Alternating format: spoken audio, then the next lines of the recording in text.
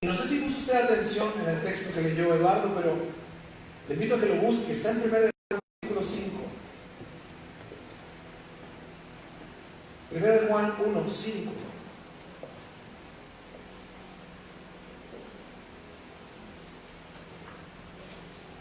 Los que andan buscando el Evangelio de Juan, les voy a tirar la oreja. Ya no estamos en eso. Primera de Juan 1:5 dice: este es el mensaje que hemos oído de él y os anunciamos. 2 puntos. El enunciado nos dice: este es el mensaje, este es el desafío, eso es lo que tenemos que hacer, esto es lo que tenemos que vivir.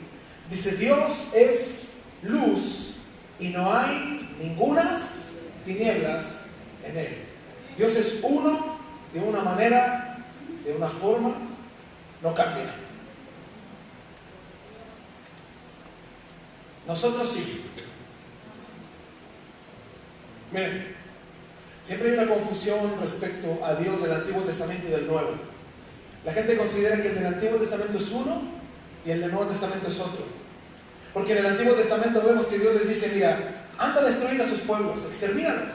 Uno dice: oh, qué Dios tan malo, tan cruel. Dice, mucha gente tiene un concepto de Dios del Antiguo Testamento como un Dios guerrero, fuerte. Ahora, en la gracia, ¿cuál es el concepto del Dios que tienes?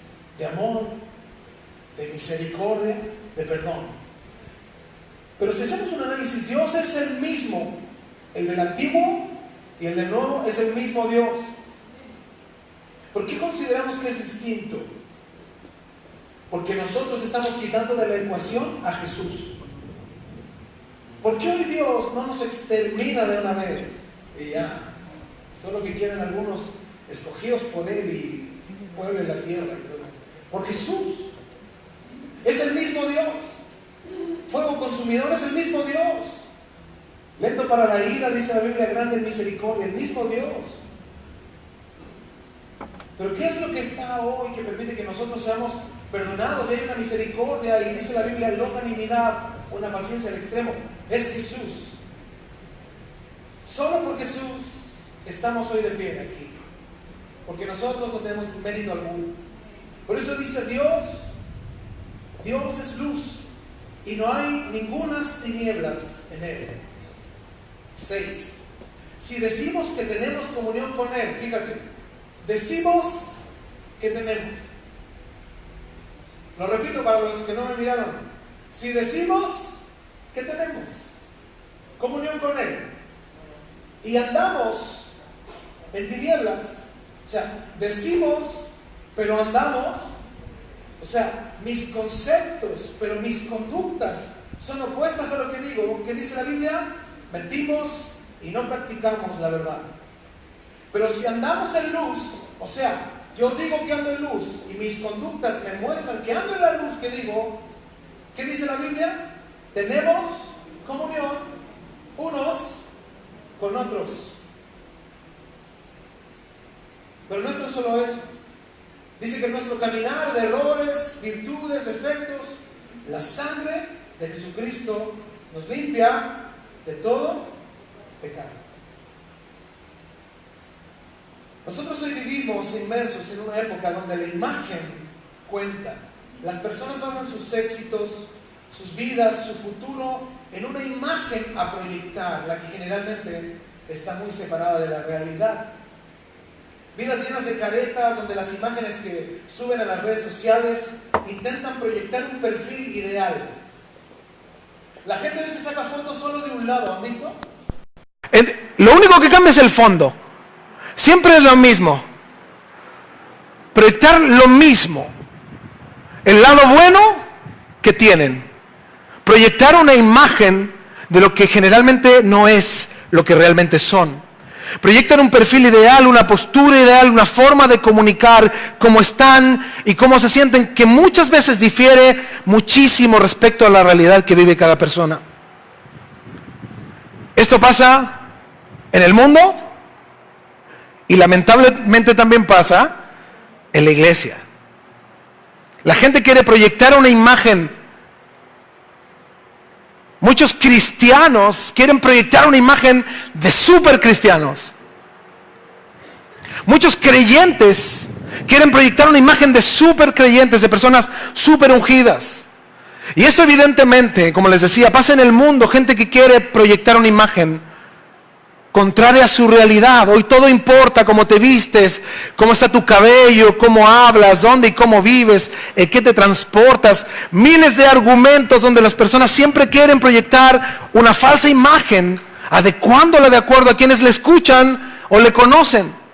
A mí me impresiona, por ejemplo, acá nosotros en la iglesia tenemos muchos hermanos barberos. Y me impresiona lo que ha causado esto de la inmigración, que se metió esta cultura ahora que los hombres nos arreglemos. ¿Cuándo en Chile un hombre había considerado andar arreglado? Eso no es nuestra cultura. Pero vienen hermanos de otras culturas o personas de otras culturas e insertan algo en nuestra sociedad. No estoy hablando de que sea bueno o malo, ¿sí me explico? Sino que pasa a ser algo aparentemente necesario. Entonces la gente, como se empieza a encasillar en esto, los que no nos arreglamos mucho, ¿cómo nos miran? Pobre Sebastián, ahí anda. Por eso no estoy diciendo que sea bueno o malo, a lo que me refiero es que va mutando, nuestra sociedad va cambiando. Y la gente quiere proyectar una imagen. Y las personas a veces les dan una importancia superlativa a todo lo que quieren o desean hacer. Lo más triste de esta situación es que en la iglesia muchas veces se congrega gente que solo quiere proyectar una imagen de vida que no vive. Por eso yo, de algún modo, doy gracias a Dios, ¿no? De que aquí no seamos muchos de mucho amén. Porque hay iglesias donde, hermanos, y amén, y mañana vamos a salir, amén, todo amén. Escuchan lo que dice el que está enfrente, puro amén. Por lo menos nosotros en estos 11 años que estamos acá siempre les hemos dicho, hermanos, piensen, analicen la palabra antes de decir amén. A veces me da un garrotazo la palabra y ni amén quiero decir. Claro, quiero decir, bájenlo a ese ya, quítelo. Por eso Jesús advierte estas actitudes que son una apariencia religiosa respecto a acciones que yo exijo de otros, o que yo considero de otros, o que yo considero que hago, pero mi vida difiere a esto. Mateo 23:3 habla Jesús y da un consejo.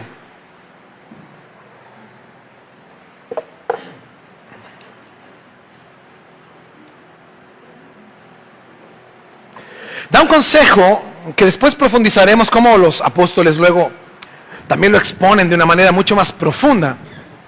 Pero Jesús dice en Mateo 23:3, dice, así que todo lo que os digan que guardéis, guardadlo y hacedlo. Dice, mas no hagáis conforme a sus obras, porque dicen y no hacen. ¡Wow! ¿A cuántos de esos conoces? No mires para el lado, no se me pueden ofender. No voy a mirar a nadie. ¿A cuántos de esos conoces? Hay una versión que dice, hagan lo que ellos les enseñan, pero no imiten lo que ellos hacen. Es el llamado de Jesús a tomar partido ante la incoherencia de muchos que exhortan o quieren conducir a otros vidas exigentes a un nivel cristiano, pero difieren en lo absoluto del evangelio, sus conductas. Jesús nos llama a recuperar la coherencia en la fe y vivir lo que decimos vivir. Hoy la gente vive llena de máscaras, de caretas, contaminados por lo que dicen y no viven. Estamos rodeados de pseudos cristianos, que la iglesia para ellos es como la iglesia de atrás, golpes de pecho. Vienen a limpiar su conciencia, pero las conductas que ellos tienen difieren del evangelio que escuchan. Ese es el peligro de la sana doctrina, el conformismo. Tú vienes a la iglesia de sana doctrina, escuchas y jajaja te ríes de los que están mal y algunos postean y dicen, pero difiere su conducta de lo que escuchan, de lo que aprenden. Es totalmente opuesto. Por eso El problema de esta falta de honestidad de los creyentes es que están contaminados por otros y ahora ellos contaminan a otros. Sobre todo los más débiles. Cuando se afirman de alguien que proyecta una imagen de madurez y luego lo conoce y se da cuenta que es inmaduro. Y eso provoca que muchos queden en el camino. El tema de hoy en nuestra serie Cristianos Honestos es: no soy honesto. No soy. Los cristianos no somos llamados a proyectar una imagen de lo que somos ni de lo que creemos ser. Esto en ambas direcciones. No somos llamados a proyectar una imagen lastimera de pobres creyentes,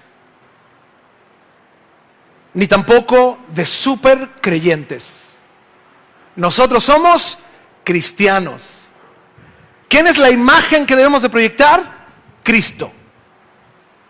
¿Cuál es el nombre que debemos de proclamar? Cristo. No hay más. Hoy vivimos en una sociedad cristiana llena de aduladores y super cristianos. Gentes que enfatizan en sus pseudodones una capacidad superior y tienen una técnica de adulación tan impresionante, y las falsas directrices que exhortan o caminos a cristianos medianamente convencidos del evangelio, pero no convertidos, los confunden. Hoy vivimos rodeados de falsos profetas, gente que da palabras que dicen que son de Dios y que confunden a los débiles. Y la gente hoy, en vez de afirmarse de la palabra de Dios, se afirman esos hombres porque son aduladores. ¿A quién no le gusta que en medio de una congregación de cientos de personas te digan: el hermano allá de polera roja? No hay ninguno de roja, por eso estoy apuntando para allá. Mira, el Señor te trajo hoy porque Él te quiere dar una palabra. ¿Cómo te sientes? ¿Cómo se siente tu ego? Fíjate, ¿cómo se siente tu ego, tu corazón? Yo sabía, para que el pastor vea que yo soy aquí el ungido de Jehová. Y ahí están, el Señor te dice, fíjate, ocupan este lugar para adular. Una pregunta: si tú cargas la palabra de Dios todos los días, ¿por qué Dios no te habla todos los días? ¿Por qué no la abres? ¿Por qué no te importa? ¿Confías más en un adulador? Qué triste, ¿no? ¿Sabes cuántas profecías nos dijeron a mi esposa y a mí durante nuestra vida? Y no es por alardear, sino que simplemente es porque la gente que veía que nosotros hacíamos algo en la iglesia, luego te querían convencer y adular para que cayeras en sus ondas, para hacer algún negocio, para hacer algo en favor de ellos mismos. Pero muchas de ellas, solo palabrería. Hoy vivimos rodeados de gente así, que le estorba a otros creyentes, que da palabras al azar y que exhorta la palabra de Dios que no es. ¿Por qué podemos nosotros saber concretamente que esa gente no es de Dios? Porque su vida difiere de sus palabras. Y si la vida difiere de las palabras y las palabras no se cumplen, que den gracias a Dios todo este grupo de gentes que no estamos en el Antiguo Testamento. Porque ¿qué dice la palabra en el Antiguo Testamento? Que si un profeta da una palabra y esta palabra no se cumple, hay que tenerle, ¿por qué dice la Biblia? Por mentiroso. ¿Y qué hay que hacer? Apedrearle. Pero hoy día estamos bajo la gracia. Por eso la Biblia nos da directrices para identificar a los falsos profetas, falsos maestros, gente que hoy solo ocupa las palabras para alardear. Gente sin temor de Dios, que exageran su posición por medio de falsas unciones, menosprecian a otros hablándoles falsas palabras, diciendo que vienen de Dios. Es triste ver cómo muchos creyentes creen en estas declaraciones por sobre lo que la palabra de Dios dice. Por eso en Romanos 12:3 vamos a estudiar estos textos y vamos a ver a qué nos exhorta el Señor. Cómo nosotros ser honestos en nuestra posición ante Cristo. Dice Romanos 12:3, digo pues por la gracia que me es dada. Pablo está hablando que todo lo que le ha capacitado es de la gracia de Dios. Dice, el mensaje que yo tengo El conocimiento que yo tengo, dice, no viene de mí mismo, viene de Dios, es por gracia. Yo les exhorto por la gracia de Dios. Digo pues, por la gracia que me es dada, a cada cual que está entre vosotros, a todos los oyentes, que no tenga más alto concepto de sí que el que debe tener, sino que piense de sí, ¿qué dice la Biblia? Con cordura, conforme a la medida de fe que Dios repartió a cada uno. Pablo exhorta a la verdadera humildad. Tenemos que pensar con sobriedad en cuanto a nosotros mismos, no inflarnos en ideas irreales y exageradas respecto a nuestra importancia y superioridad. No debemos nunca tener un concepto elevado, altivo, excelso de nosotros mismos, sino que tenemos que aprender a vernos como Dios nos ve. Por eso la honestidad aquí juega un papel preponderante. ¿Qué cristiano está dispuesto a ser honesto? Nosotros venimos a la congregación y aquí somos todos buenos cristianos, claro. Pero si le preguntamos a tu esposa, ¿qué tan cristiano eres? Si le preguntamos a tus hijos, ¿qué tan cristiano eres? A tu esposo, ¿cómo nos veríamos? ¿Seríamos más habladores que hacedores? ¿O seríamos realmente hacedores?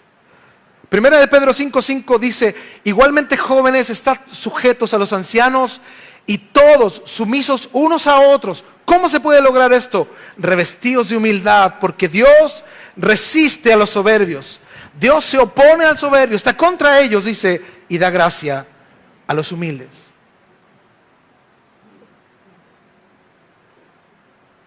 ¿Cuál es el problema entonces de creerse mejor cristiano de lo que somos? En Gálatas 6:3 dice, porque el que se cree ser algo, no siendo nada, a sí mismo se engaña. O sea, el único engañado de que eres un buen cristiano, ¿sabes quién es? Tú. Nosotros no. Solo tú. El único que se ha engañado todos estos años de que tú eres un creyente verdadero y que confías en Dios, eres tú.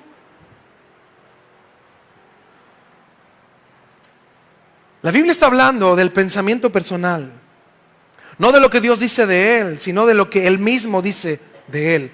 A la larga son ideas engañosas las que muchos tienen de sí mismos, porque su vida muestra todo lo contrario. Por eso yo les decía al principio lo que dijo Jesús. Jesús les dice, mira, los fariseos a ustedes les ponen normas bíblicas, cúmplanlas, dice, hay cosas buenas que dicen, claro, si no todo lo que hacían los fariseos era malo. El problema eran sus conductas, que diferían de su mensaje. Y eso les dice Jesús, hagan lo que ellos enseñan, pero no imiten lo que ellos hacen. Volviendo a Romanos 12:3, dice, digo pues por la gracia que me es dada, a cada cual que está entre vosotros, que no tenga más alto concepto de sí que el que debe tener, sino que piense de sí con cordura. Esta palabra cordura en el griego es la palabra soproneo, que quiere decir pensar con sano juicio y sobriedad acerca de uno mismo. El mundo promueve el orgullo y esta característica es una de las más destructivas, ¿no?, en las vidas de los creyentes. Y hoy, sea por el orgullo propio o el orgullo de otro, ha infectado la iglesia. Hoy las iglesias quieren proyectar una imagen de super iglesias. Nos hemos olvidado de Cristo y estamos tratando de proyectar una imagen que no tenemos. Fíjate que hoy día en las iglesias hay áreas de multimedia, de cómo captar personas a través del marketing. Fíjate, ya no es el mensaje, es el marketing. Eso lo hablaba con un pastor amigo que estudió marketing. Decía, las iglesias hoy están enfocadas en un marketing religioso. Que tu iglesia sea atractiva. Fíjate, el mensaje no es importante. Es lo atractivo que sea el lugar donde te congregas. Pero eso es veneno, hermanos. Es un veneno lento que mata de a poco. E incluso las personas con buenas intenciones se van muriendo de a poco. Vamos a 2 de Timoteo 3:1. Y acá Pablo le advierte a Timoteo que aprenda a filtrar la iglesia, que entienda que en la iglesia va a haber de todo.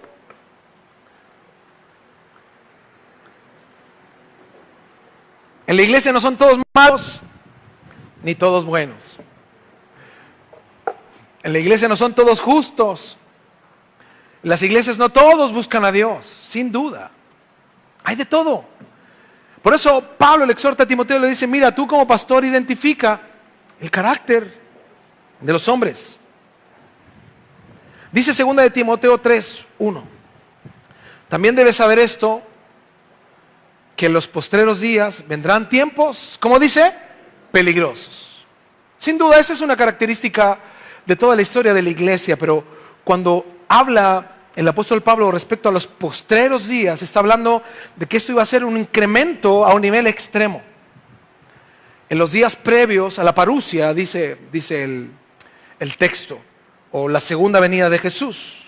Los que no sepan de eso, desde el 3 de abril pueden venir. Ahí vamos a hablar de lo que es la parusia.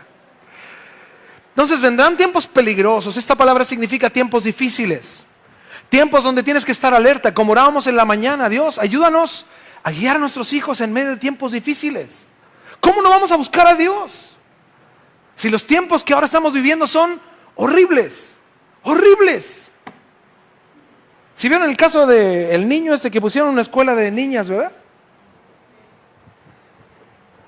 Luego una persona dijo, yo salí, dice, con promedio 6.6 y no me dejaron entrar. Pero por todo este sistema político que se está moviendo respecto a la inclusividad, les conviene estar bien con la sociedad, con los votantes. A ellos no les importa la ley de género, hermanos. Quieren estar bien con los que sufragan. Por eso dice que debemos de entender que los postreros días vendrán tiempos peligrosos. En los días que vivimos son tiempos fáciles en lo absoluto. Dice el 2, porque habrá hombres amadores de sí mismos. Espérenme. Esto dentro de la iglesia.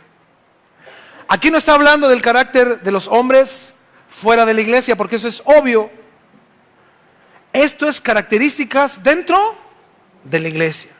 Dice, porque habrá hombres amadores de sí mismos. O sea, su centro de vida es el yo, sin humildad, con una aparente dependencia de Dios, pero el fin de todo lo que hacen es el yo.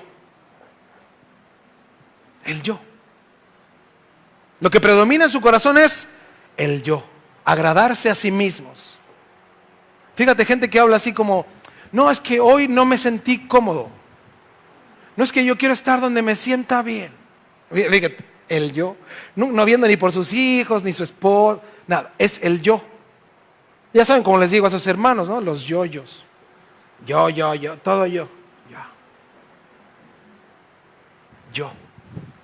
Dice, hombres amadores de sí mismos, dice, avaros, gente con amor al dinero. Esto habla de los que no consideran a Dios en sus finanzas, porque ellos quieren a Dios involucrados en sus finanzas, pero ellos no involucran a Dios. ¿Sí me explico? Ellos están convencidos de que Dios está con ellos. En sus finanzas oran a Dios, pero las promesas de Dios no son para ellos. Por eso luchan con esa área. Ya lo vimos la semana pasada, ¿no? Yo creo que les quedó claro. Por eso, entre la ley y la gracia hay una diferenciación muy grande. La ley era obligatorio el dar a una parte de lo que ellos debían dar, porque había otras partes que eran voluntarias.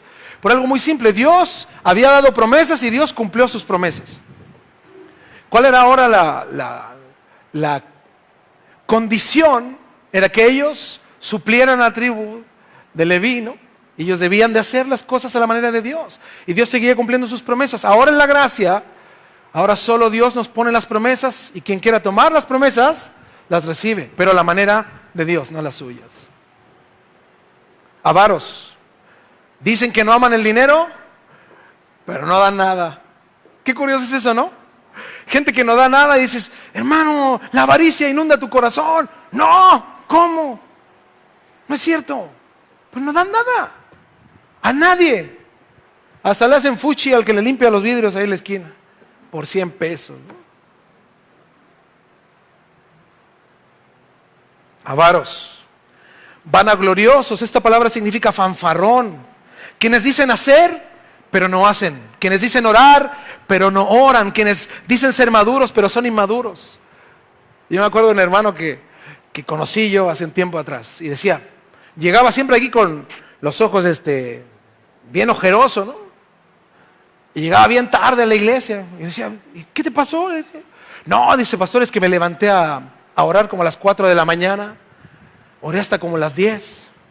Y luego se me pasó el reloj. Dice, llegué tarde, perdón. Dice, ¿tú crees que iba a orar 6 horas? De las 4, 5, 6, 7, 8, 9. No es cierto. ¿Y cada domingo? No, estaba en oración, pastor.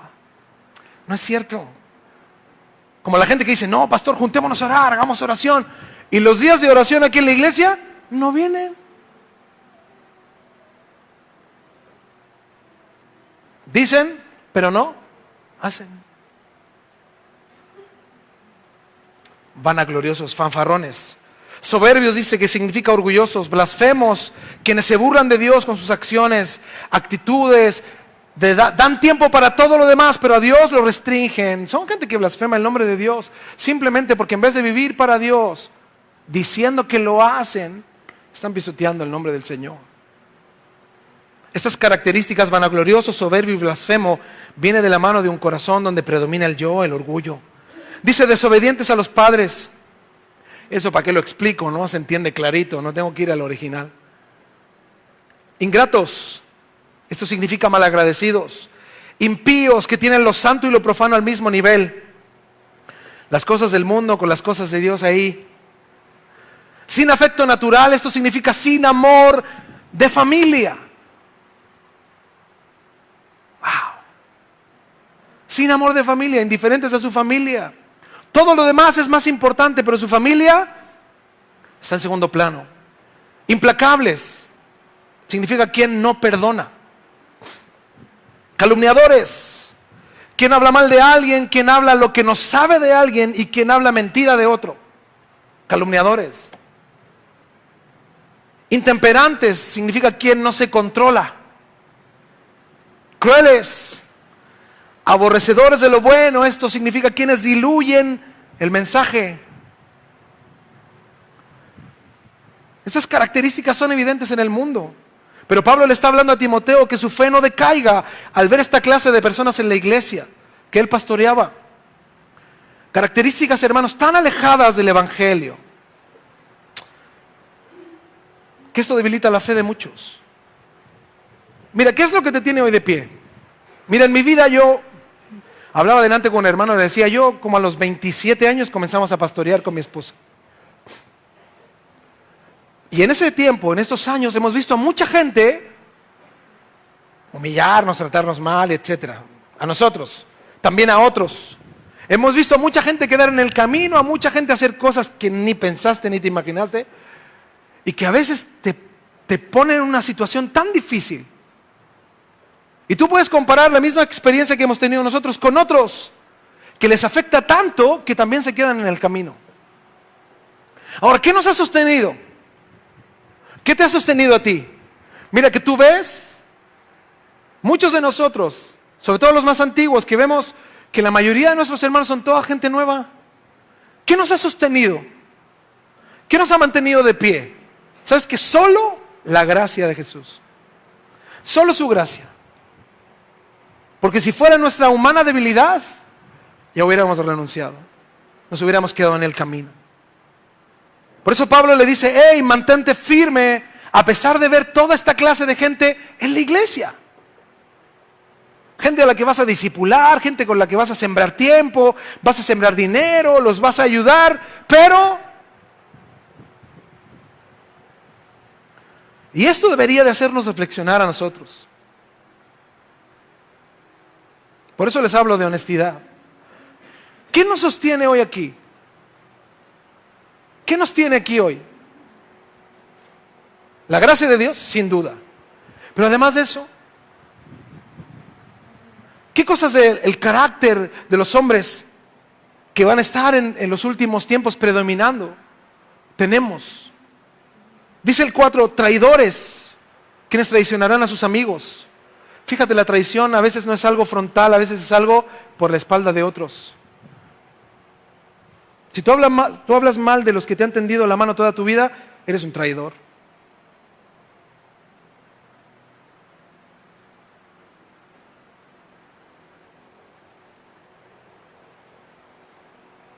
Impetuosos significa imprudentes. Infatuados, llenos de soberbia. Esos hermanos que dicen, oye, ¿cómo estuvo la palabra? Sí, buena, pastor, para mi esposa. Que el Señor la perdone, amén, aleluya. Que el Señor la transforme, gloria a Dios. Infatuados. Dice, amadores de los deleites más que de Dios. O sea, dicen amar a Dios, pero su vida y su Facebook muestran que aman más al mundo. Yo de ustedes como de 2 o 3 solo he visto, ya va a llegar el domingo, gloria a Dios. ¿Se imaginan nosotros tuviéramos esa actitud? Gloria a Dios, ya nos vamos a congregar, qué bueno, amén. Yo sé que no somos mucho de redes sociales, pero solo estoy dando un ejemplo. Dice el 5, y esto remata. ¿Sí lo tiene? ¿Sí está bien sentado? Que tendrán, ¿qué dice? Apariencia de piedad. O sea, ¿cómo yo puedo identificar estas acciones que van a ser evidentes, pero su apariencia, ¿cómo es? De piedad. Dice, pero negarán la eficacia de ella. Estos son los que ven el evangelio como un buffet. Tú en un buffet solo tomas lo que te gusta, ¿sí o no? ¿Quién se va a un buffet a las ensaladas? Las hermanas nada más, a veces. Pero nosotros los hombres, vamos los hombres a un buffet. Nunca he visto un hombre irse a las ensaladas. O nos vamos a los postres o a las carnes. ¿Sí o no? Tomamos lo que nos gusta. Hay mucha gente que así ve el evangelio, como un buffet. Solo toman lo que les gusta y evitan lo que no les gusta. Eso en su interior, ¿no? Pero su exterior muestra una apariencia de vida piadosa, postrados a los pies de Cristo. Por ejemplo, yo a los hermanos, cuando tenemos estas clases para que ellos me ayuden a enseñar, yo les digo que cuando uno enseña, uno ve a toda la gente así. Y dice, hermano, conviértete. Hermano, arrepiéntete. Pero dentro de los demás, ¿cómo irá Colo-Colo con la Católica? ¿Cómo estará el partido? Le pegan un codazo al de lado. Ve el resultado. Están en su mente en otro lugar. Porque solo están tomando lo que ellos quieren como un buffet. Así se toma el evangelio hoy. Es un buffet. Y eso está explicándole Pablo a Timoteo. Le dice, mira, todos estos hombres, incluso cuando los confrontes, van a tener una actitud humilde, aparentemente. Pero se dan vuelta y hacen lo que quieren. 5, que tendrán apariencia de piedad, pero negarán la eficacia de ella. Negar la eficacia de la piedad significa que ellos desprecian la palabra de Dios en sus corazones. Cuando la escuchan, la desprecian, porque muy probablemente no la leen, están colando en sus corazones, la rechazan y la evitan, pero por fuera parecen aceptarla, como los perritos de taxi. ¿Los ha visto? Hasta pueden hablar de eso. ¿Qué te pareció el mensaje? Bien, a mí también, más o menos. No sé. ¿Cómo termina el texto? Leámoslo todos. 1, 2, 3. A estos. Ve. Los que están colando, acompáñenos al resto. ¿Va? A leerlo. 1, 2, 3.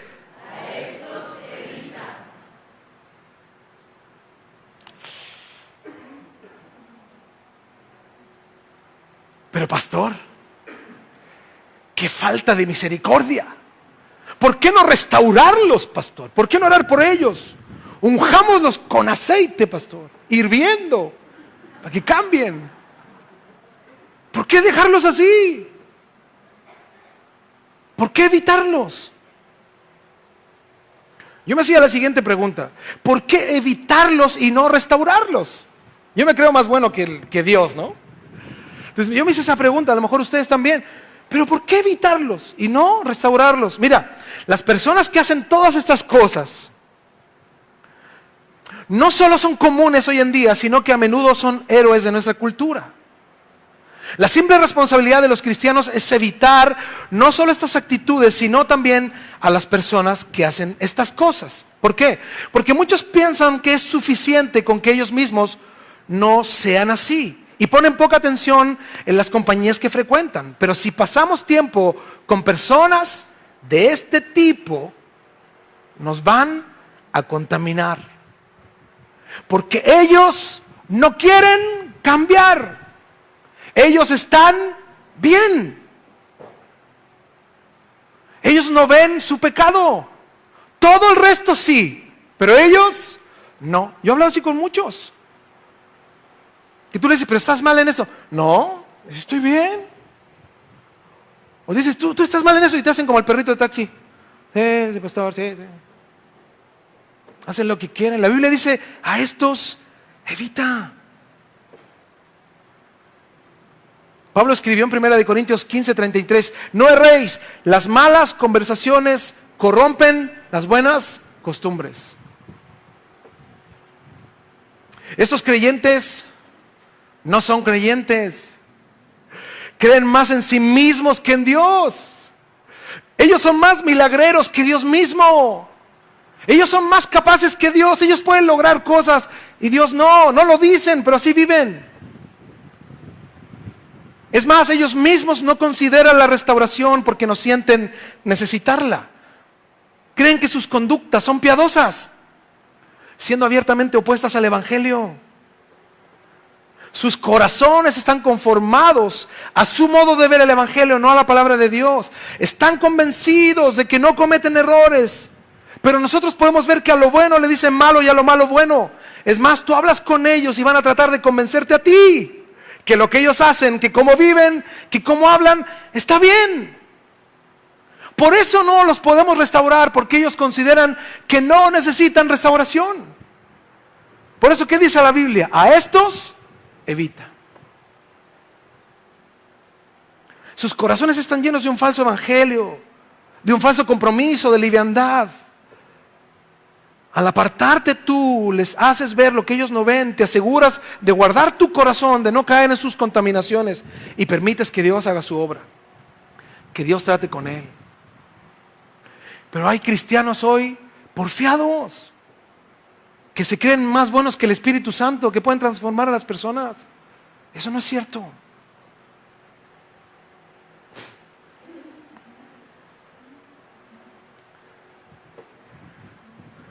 Proverbios 13:20 dice, el que anda con sabios, sabio será, mas el que se junta con necios será quebrantado. Ahora, ¿quién está dispuesto a esto? Hasta ahora estamos mirando al lado, ¿Quién está dispuesto a esto? Decir, oye, estas personas, no, este hermano o esta hermana, no. ¿Quién está dispuesto a eso? ¿Quién está dispuesto a vivir de esta manera, comprendiendo que hay un alto costo? El evitar las personas que tienen un carácter opuesto a Dios en mis relaciones personales. ¿Quién está dispuesto? Mira, la semana pasada estudiamos Malaquías 1 y 2. Cómo los sacerdotes del pueblo habían menospreciado a Dios, realizando sacrificios con animales defectuosos. Ellos sabiendo que esto apuntaba al Mesías, el Cordero perfecto de Dios, profetizado desde Abraham. Ellos se desinteresaron en obedecer y solo les importaba la liturgia. Solo iban al templo para calmar su conciencia y no por una real necesidad de perdón de sus pecados. No les importaba la comunión con Dios al modo de Dios, ni que la presencia de Dios descendiera. No les importaba nada. Y el Señor los exhorta y les dice que no había ni uno solo que fuera capaz de ponerse en el lugar de Dios y ser valiente, cerrar las puertas del templo y evitar que se hicieran sacrificios. Nadie estaba dispuesto a hacer lo que se debía de hacer. Qué difícil es cuando entendemos lo que dice la Biblia. A estos evita. Pues si es mi amigo.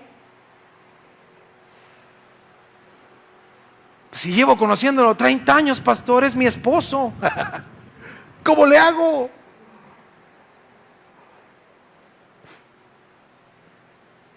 Pablo por eso exhorta a Timoteo, le dice, mira, en los últimos tiempos, el carácter de las personas dentro de la iglesia va a parecer más a la gente del mundo que a los cristianos.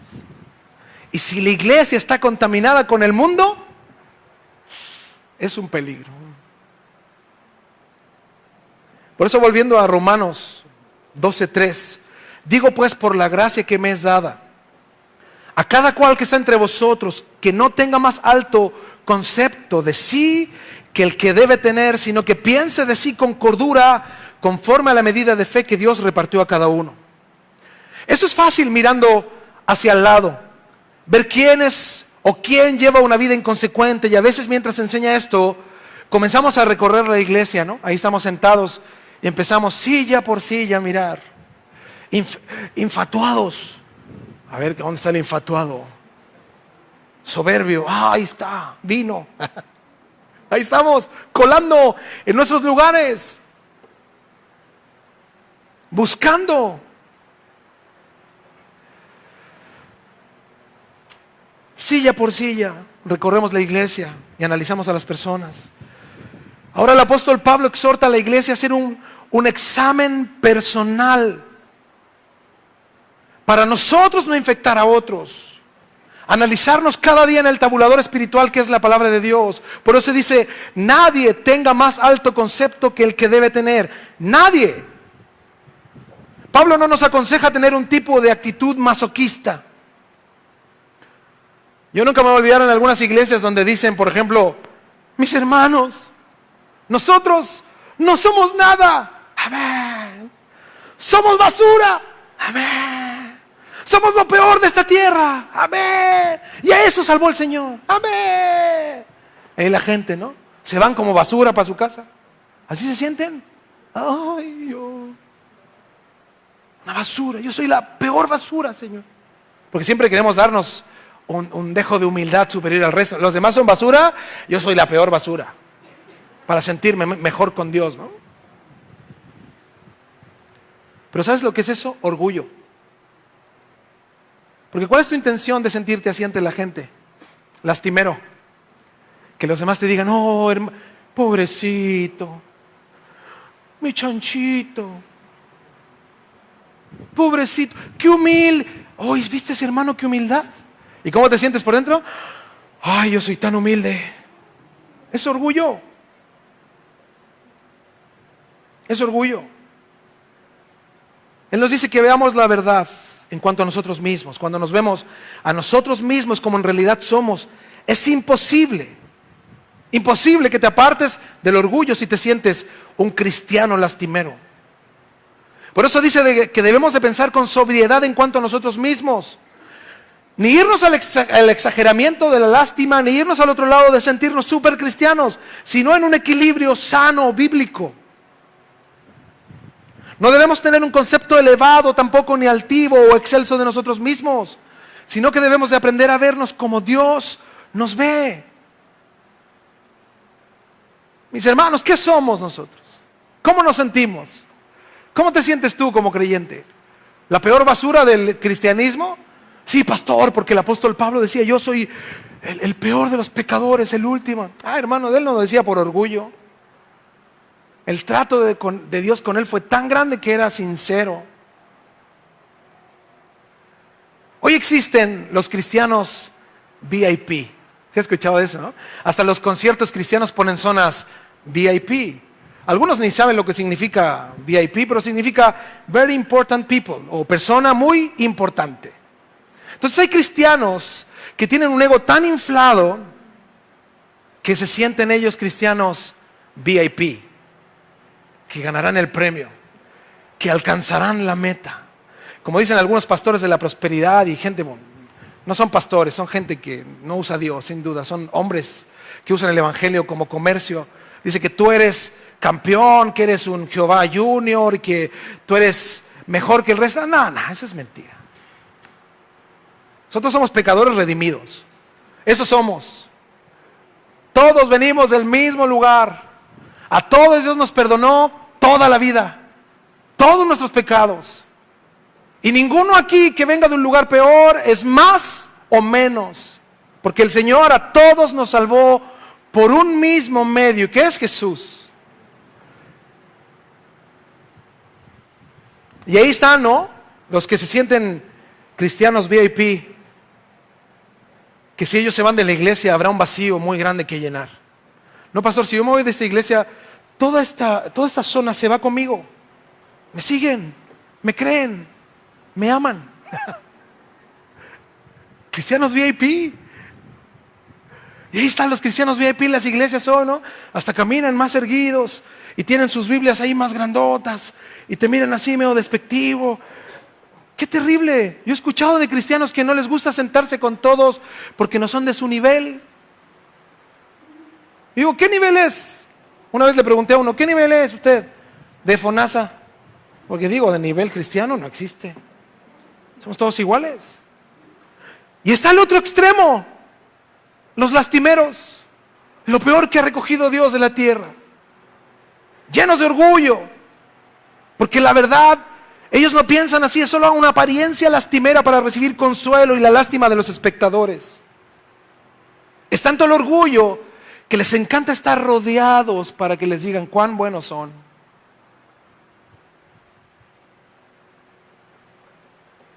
Cuán buenos son. Hay una historia de dos árboles, que hay un árbol chiquito ahí presumido, que empezó a echar una mirada alrededor y vio ahí las hormiguitas, los chanchitos de tierra, empezó a ver ahí los caracoles, empezó a ver todo el microsistema que le rodeaba y los miraba y decía, oh, mira qué grande soy. Decía, uy, si pudiera sacar mis raíces hasta los pisos. Decía, córranse, váyanse de aquí. Otro árbol dice, porque yo soy grande y los puedo aplastar. Así que váyanse, dice, váyanse. Estoy muy encima de la tierra por sobre ustedes, así que mírenme cuán grande soy.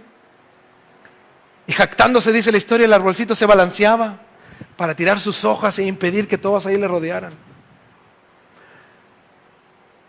Y unos metros más allá había un pino muy viejo, muy alto, que levantó su cabeza al cielo y suspiraba mientras lo contemplaba y decía, Dios, cuán pequeño soy, cuán lejos estoy del cielo, cuánto añoraría tener pies para caminar hacia tu templo, cuánto añoraría tener manos para levantarlas al cielo, cuánto anhelaría, Señor, estar cerca de ti.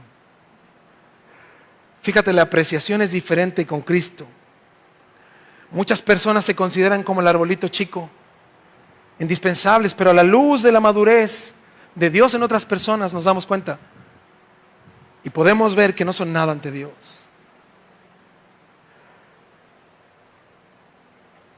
El apóstol Juan deja un ejemplo claro y gráfico de esto, y con esto vamos a terminar. En Tercera de Juan, solo tiene un capítulo. Vamos a ver un texto de 3 hermanos en la misma iglesia. Y esto es poco oído, ¿no? La misma iglesia, 3 miembros. Pero vamos a ver cómo difieren sus actitudes. Cómo el apóstol le dice a su amigo que se cuide, que se aparte y que no se lleve esto al corazón.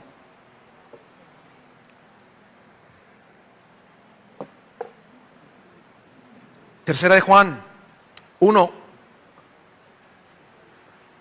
Dice, el anciano Agayo.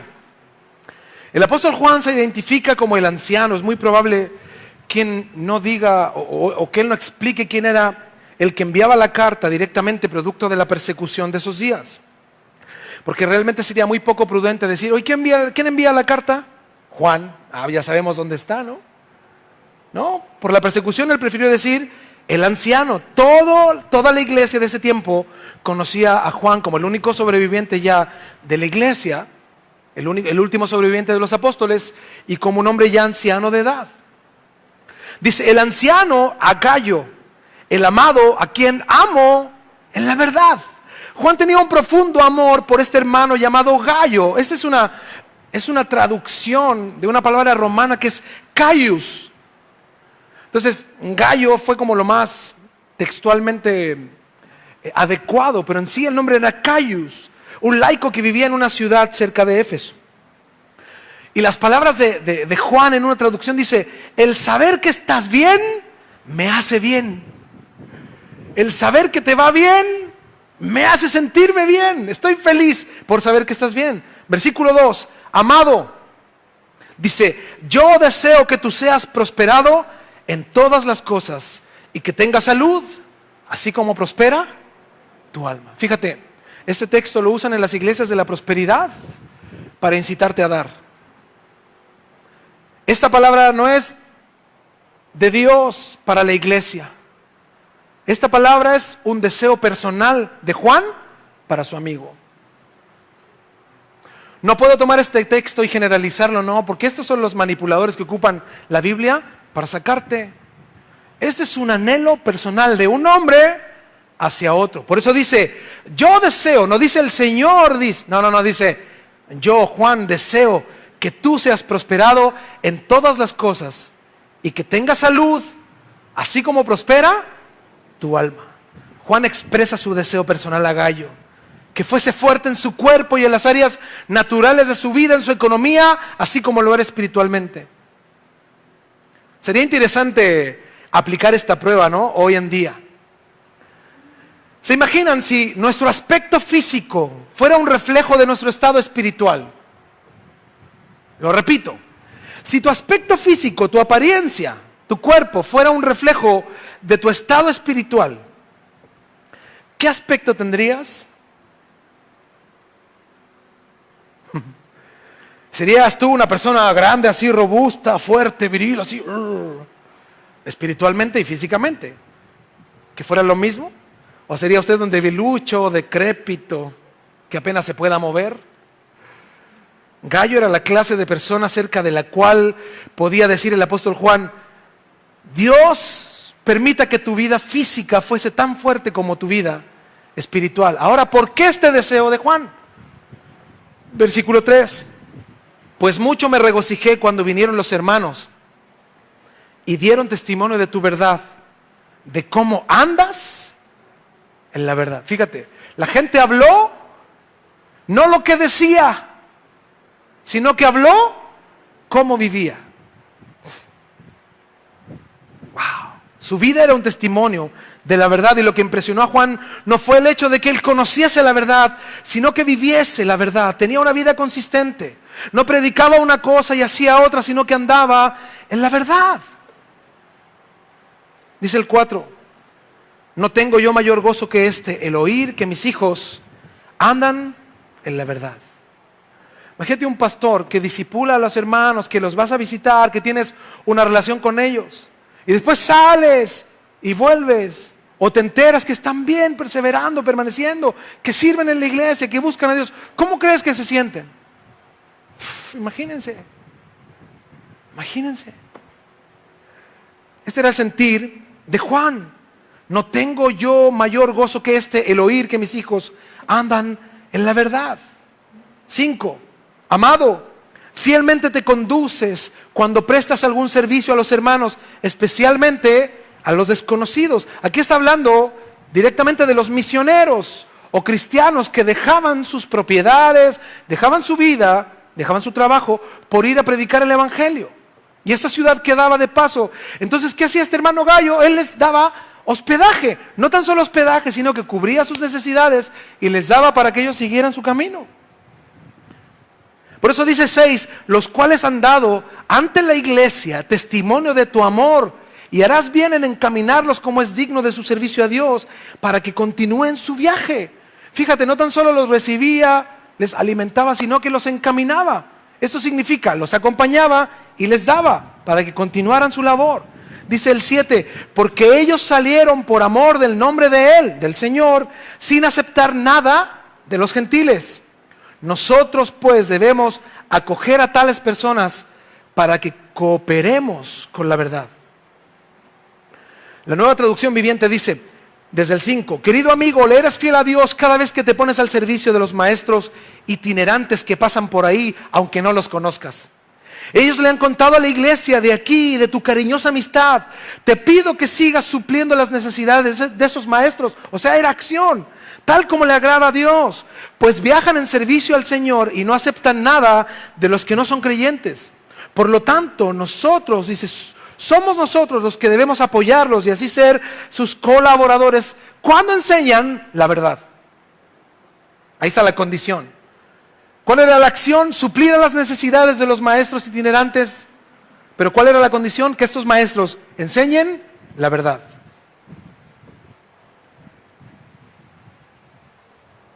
Como lo dije yo la semana pasada, un pequeño recordatorio.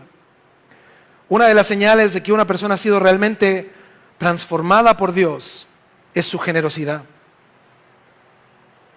Una generosidad con gozo, tal como le gusta a Dios, una actitud de gozo. Y este hombre Gayo es fiel, es leal a Dios. Él sabía que Dios le daba para dar, fíjate. Él estaba proveyendo a las necesidades de desconocidos. Si nos cuesta darle a los conocidos, imagínate a los desconocidos. Él estaba dispuesto a atender, estar pendiente de sus necesidades. Lo hacía siempre y sistemáticamente. Llegaba uno, se iba ese, llegaba otro, se iba ese, llegaba otro. Sabían que Gayo estaba completamente disponible para Dios. Por eso el anhelo de Juan: yo deseo que seas prosperado en todas las cosas. ¿Sabes cuál era la oración? Señor, a este hombre dale más, dale más. Imagínate la oración del apóstol Juan. Dale más, Señor. Añade más, Señor. Provéele más, Señor. Que abunde más sus graneros, Señor. Imagínate el apóstol Juan orara por ti así hoy. ¿Cómo te sentirías? ¿Creerías que Dios le escucha? ¿O no? Imagínate el último de los apóstoles orando por un hermano, rogándole a Dios que le diera más, porque él daba mucho. Su vida era próspera porque su espíritu estaba pegado a Dios. Él no buscaba prosperar en lo absoluto. Gayo daba porque tenía un corazón a los pies de Dios. Increíble lo que provocaba el testimonio de Gayo en el corazón de Juan. Juan ahora pone una advertencia a Gayo, que aprenda de los buenos y malos ejemplos. El primer miembro de esta iglesia era Gayo. Y ahora le dice Juan que nada te desanime en tu servicio a Dios, que nada te infecte en tu carrera hasta el fin, que nada te aparte. Aférrate de la gracia de Dios, permanece firme. Versículo 9.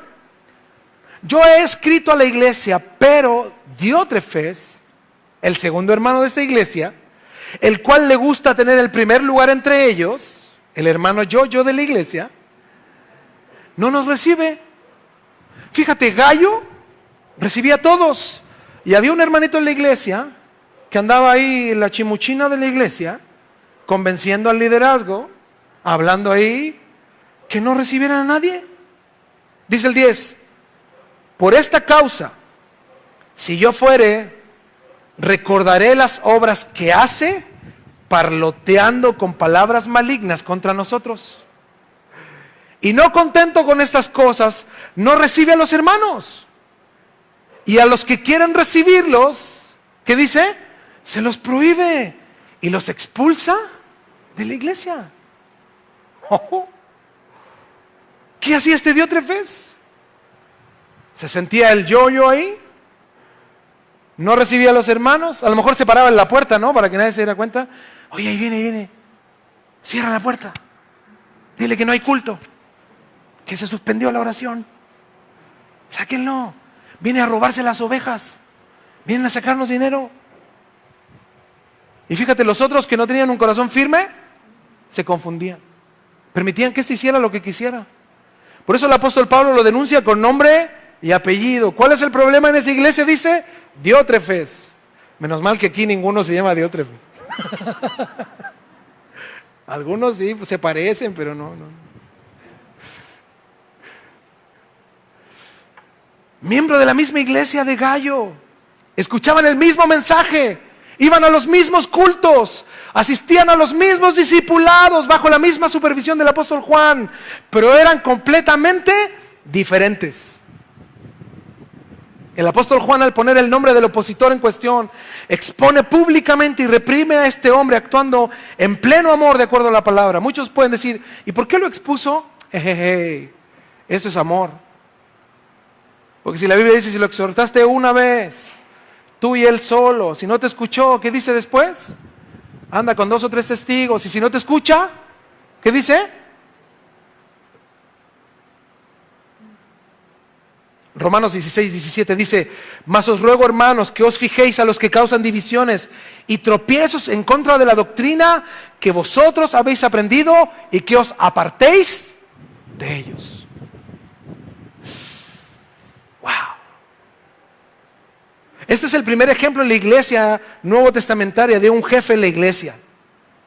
No era pastor ni líder, no se sabe si era diácono o ejercía algún ministerio en la iglesia, pero este hombre era un jefe.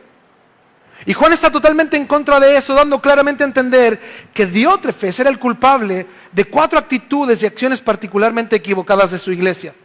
Para empezar, dice que él era culpable de denigrar al apóstol, predicando y hablando mal de él. Dice que hablaba contra él palabras maliciosas y negaba la autoridad del apóstol Juan. A lo mejor decía: ¿y quién sabe si Juan estuvo con Jesús? Que lo demuestre, que nos diga. Y aquí tenemos el caso de un hombre que no hacía caso a nadie, ¿no? Si la autoridad máxima en ese tiempo de la iglesia era el apóstol Juan, si no le hacía caso a él, a nadie.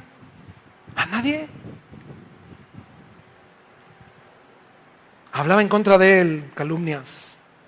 Es más, dice el segundo caso que Diótrefes se negaba a recibir a los hermanos que iban cuando estos ministros viajaban de un lugar a otro, hablando la verdad de Dios. Fíjate el alto concepto del mismo.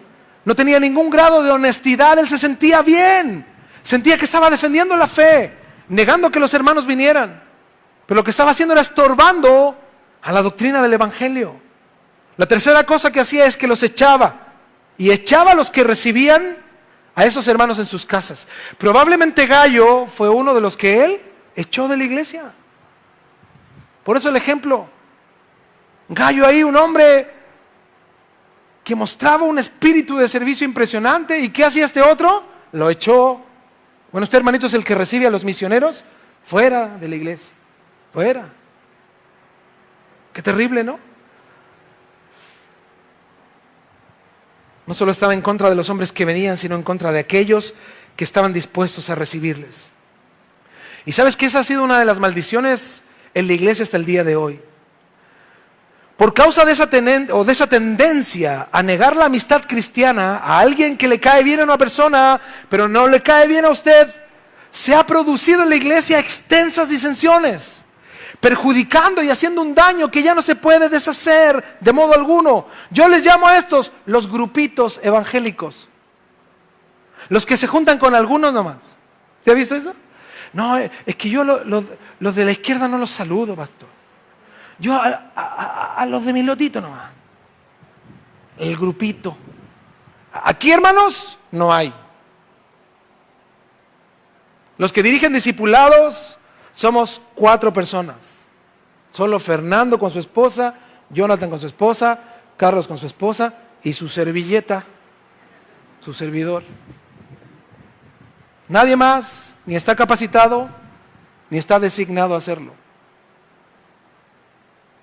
Si quieres orar, aquí oramos. Llega a las 10 de la mañana, llegamos ahora todos tempranito, vénganse. Si quieres hacer algo, ahora si te quieres comer unos churrasquitos y pasarla bien, pues ahí, dale, comparte. Pero mira, un domingo con uno, otro domingo con otro, eso es la iglesia. Porque lo que tú estás haciendo es tu capilla, pero la iglesia es todos. Un cuerpo, un Señor, una fe, un espíritu, un solo amor, un solo bautismo. Somos todos uno.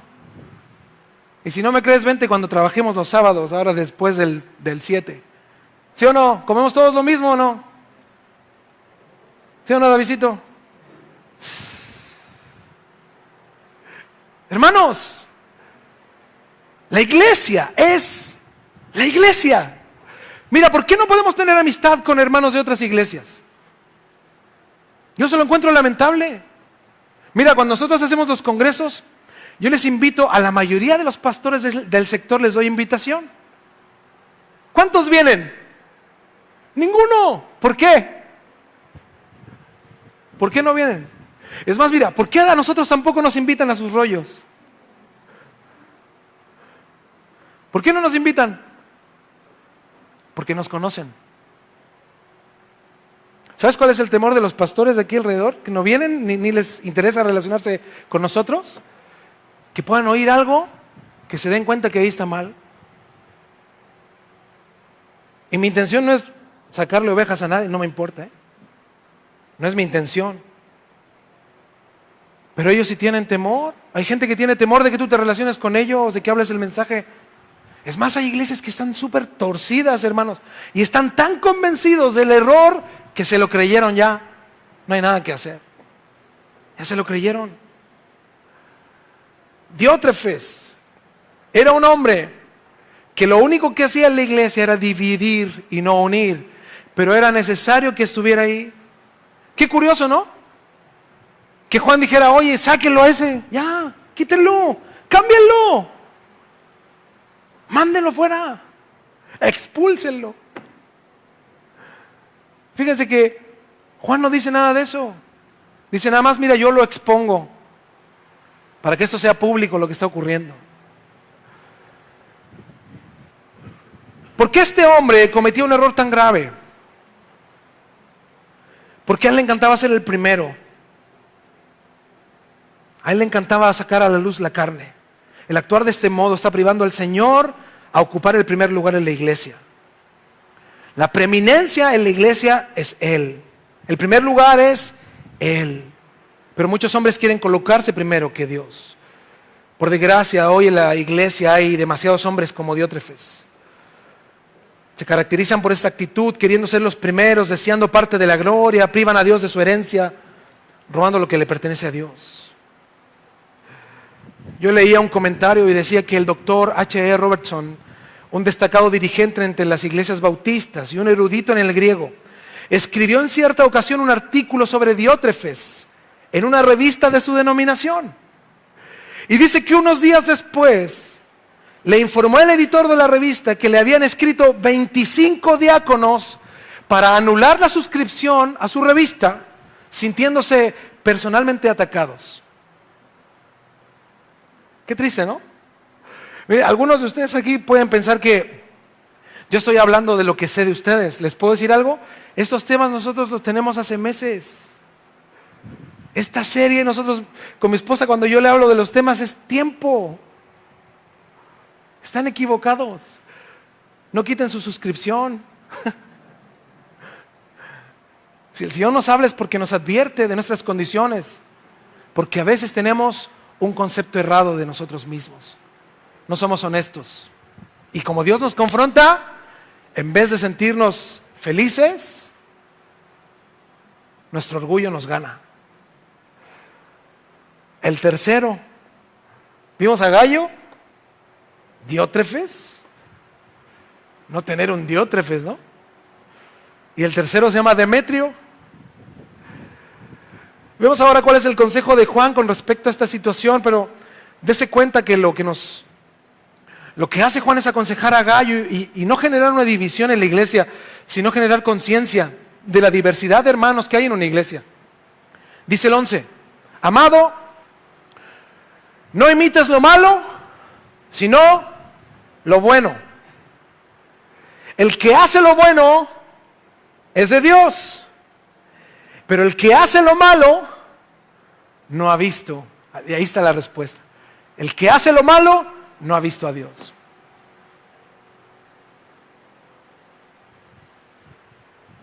Fíjense el mismo consejo que Jesús les daba a sus discípulos.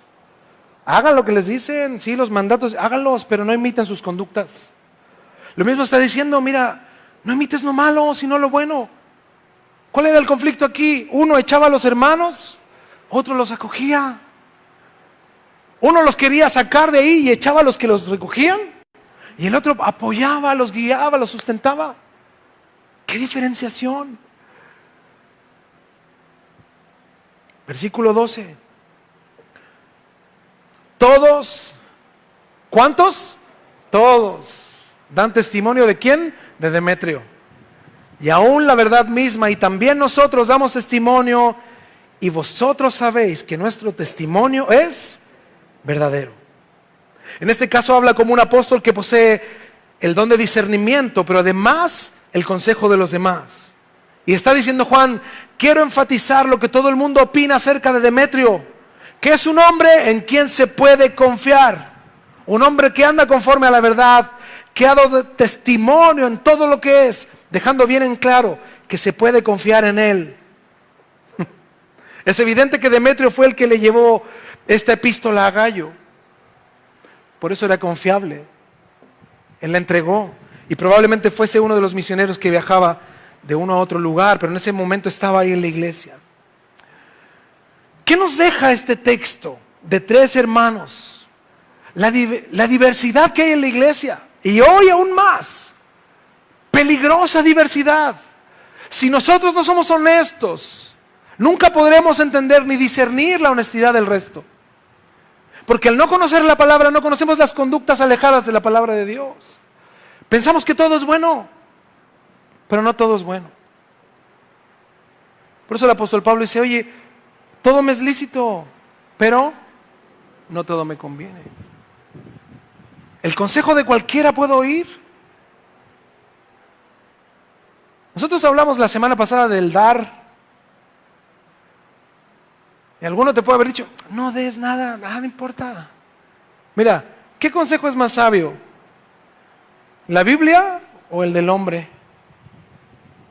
¿A quién escuchas tú? Y lo repito, ¿no? Como la semana pasada lo dije 10 veces. Tiempo, esfuerzo y dinero. A la larga es la vida, ¿no? Romanos 12:3. Digo pues por la gracia que me es dada, a cada cual que está entre vosotros, que no tenga más alto concepto de sí que el que debe tener, sino que piense de sí con cordura, conforme a la medida de fe que Dios repartió a cada uno. Ahora, ¿cómo respondemos esto? ¿Cómo? ¿Quién puede tener un concepto equilibrado entonces de sí mismo? ¿Quién? Si vemos que en la iglesia incipiente, ahí donde se congregaba Gayo, había un hombre también carnalote, en medio de la iglesia, haciendo cosas incorrectas. A lo mejor no había control, a lo mejor nadie se daba cuenta, a lo mejor nadie le decía nada. Pero habían hombres piadosos también. ¿A quién oían entonces el consejo? ¿De quién recibían consejo? ¿De quién veían el buen testimonio? ¿Qué debo de hacer yo, pastor, ahora en mi vida para poder tener un concepto equilibrado de mí mismo? Al ver tanta necedad a veces en nuestro entorno, al ver tanta falso evangelio, falsos cristianos, hoy día estamos inundados de falsos cristianos, inundados. ¿Cómo lo hago para tener un equilibrio en el concepto de mí mismo? Fíjate que el texto 11 de tercera de Juan lo responde, dice, el que hace lo bueno es de Dios, pero el que hace lo malo no ha visto a Dios.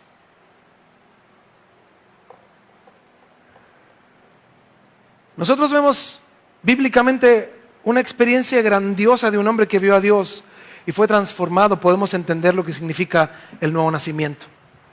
Cuando estudiamos nosotros en Isaías 6:1, un texto que hemos estudiado y hecho exégesis probablemente muchas veces, si no entendemos que la experiencia y el encuentro con Dios es trascendental para el cambio de nuestras vidas, estamos perdidos. Porque no me refiero a una experiencia mística solamente de sentir algo, sino a la realidad de cuando Dios abre tus ojos. ¿Sabes que eso es algo que tú sabes y reconoces cuándo fue el día en que Dios abrió tus ojos? Cuando naciste de nuevo, cuando el evangelio dejó de ser una religión para ti y pudiste entender que Dios es real. A mí me impresiona cuando Isaías dice, en el año en que murió el rey Usías vi yo al Señor, dice él, sentado en un trono alto y sublime y sus faldas llenaban el templo. Dice, yo lo vi. Por encima de él había serafines, cada uno tenía 6 alas, con 2 cubrían sus rostros, con 2 cubrían sus pies y con 2 volaban. Y el uno al otro daban voces diciendo, santo, santo, santo, Jehová de los ejércitos, toda la tierra está llena de su gloria. Fíjate, esto es un encuentro personal con Dios, no es algo que vio una multitud, fue algo que vio un hombre. Dice el 4, y los quiciales de las puertas se estremecieron con la voz del que clamaba y la casa se llenó de humo. Entonces dije, dice el 5, ay de mí que soy muerto. Eso es nacer de nuevo. Es decir, ay de mí, dice, yo si no cambio, si no soy transformado por la palabra de Dios, estoy muerto. Mi vida aquí, si no está completa la obra de Dios en mí, no tiene sentido. Por eso cuando maduramos y crecemos en el Señor, mira, el no congregarte no es tema, eso es parte del pasado de tu vida de bebé. Los bebés piensan así. Lloran y les das la leche y se sacan la boca. ¿Qué quieres? No te responden. Hay cosas que ya no son tema. El buscar de Dios, el orar, el traer tu Biblia a la iglesia, el comportarte de una manera que agrade al Señor son cosas que van en las bases del Evangelio, el dar tiempo para buscar de Dios. Hermanos, por favor. ¿Cómo a veces tenemos que lidiar con ustedes que hacen compromisos los domingos? Qué básico, qué básico. Hoy tenemos una hermana con nosotros que se congrega con el pastor Chuy Olivares. ¿Qué va a pensar de nosotros? No, no es cierto. Sino que qué básico, pero así allá también hay gente igual. No es el ministro, no es la iglesia, es la condición del creyente. El creyente hoy menosprecia el Evangelio de Dios poniendo superlativamente cualquier otra cosa. Cualquier cosa hoy es importante sobre Dios. Qué triste es eso. Yo el otro día le decía a mi esposa, ¿qué pasaría si Dios te dijera, y el de este domingo no trabajo, no cuenten conmigo? No va a haber sol, no va a haber luna, no va a haber nada. ¿Qué harías? Aquí estarías, ¿verdad? El día antes para rogar que no fuera así. Padre, clamando, escúchalos. Pero Dios no es como nosotros, en lo absoluto.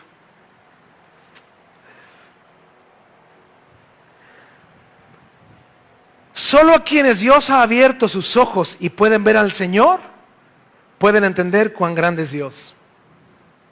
Y saber con certeza que han nacido de nuevo. Hay un antes y un después.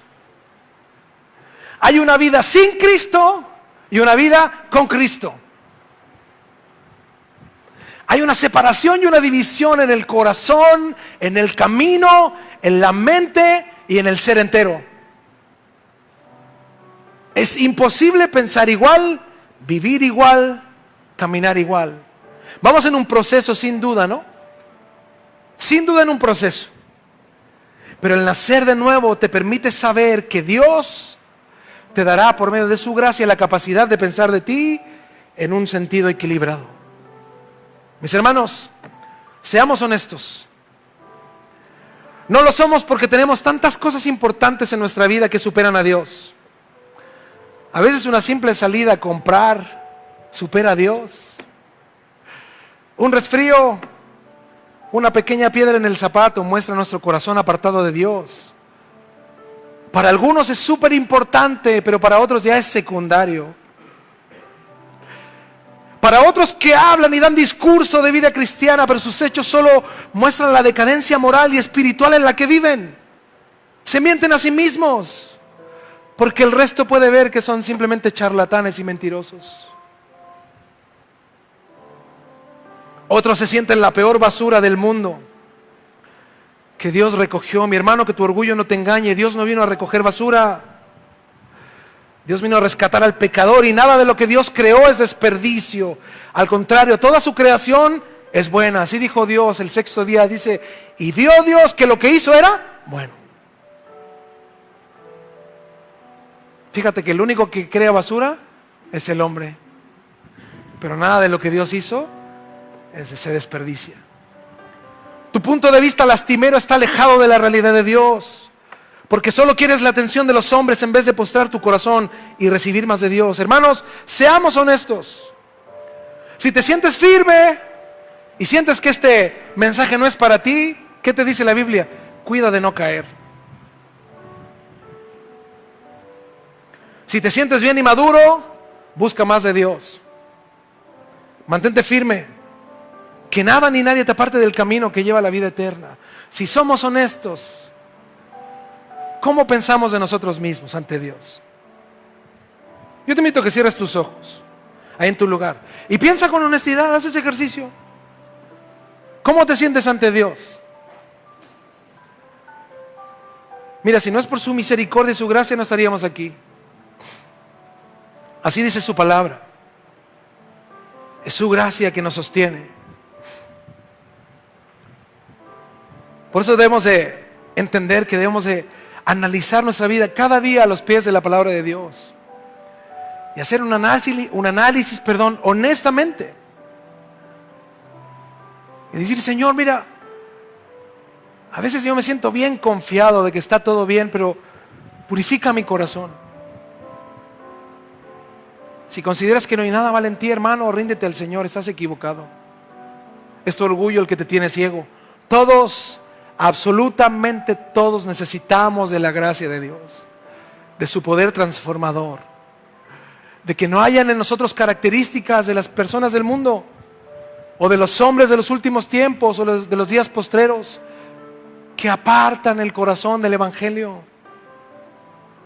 Que Dios nos ayude, hermanos, y entendamos que Dios nos ha traído a este lugar para confrontarnos con su palabra, para que dejemos de vivir la vida que vivimos y comencemos a vivir la vida que Él demanda de nosotros, en una completa dependencia del amor de Cristo, cada día y en todas las áreas de nuestra vida.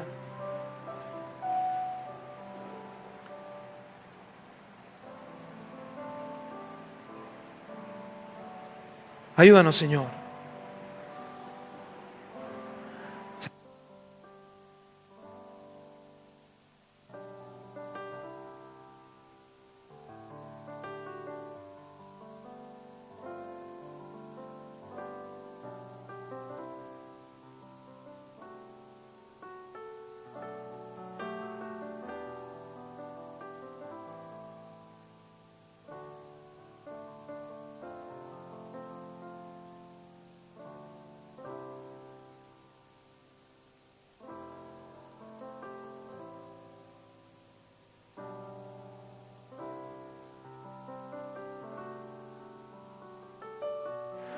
Yo te invito a que en tu lugar ahí ores de manera personal. Que podamos todos rogarle a Dios que nos permita vernos desde una perspectiva equilibrada. Ser honestos en nuestra vida. Que no caigamos en el error de sentirnos súper cristianos o estar conformes con nuestra vida, o a veces pensar que ya hemos completado el nivel que Dios demanda de nosotros. Estamos equivocados, hermanos. La Biblia dice que esto es una carrera. Y cuando habla de esa palabra, habla de una maratón de tiempo, de esfuerzo, que requiere paciencia, que requiere un desgaste constante. Y Dios demanda de nosotros, hermanos, siempre, cada día, postrarnos a sus pies y ponernos ante su palabra para que Él pueda sacar de nosotros todo lo que impida su obra y formar en nosotros más de su Hijo Jesús, más de Jesús.